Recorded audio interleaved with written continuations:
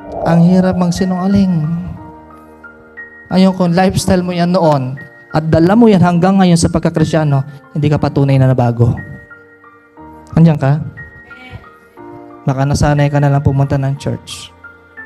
Life and death ang buhay ng Kristiyano. Kasi useless ang pagiging Kristiyano mo kung walang nabago sa buhay mo, walang nabago sa ugali mo, walang nabago sa karakter mo. Still demons, exit, enter lang sa'yo. Kaya nga, ang laging paalala ng Lord, magkaroon ng mind of Christ. Pag ang utak mo, ang kaisipan mo, lagi nasa kaharian ng Diyos, set your mind on things above.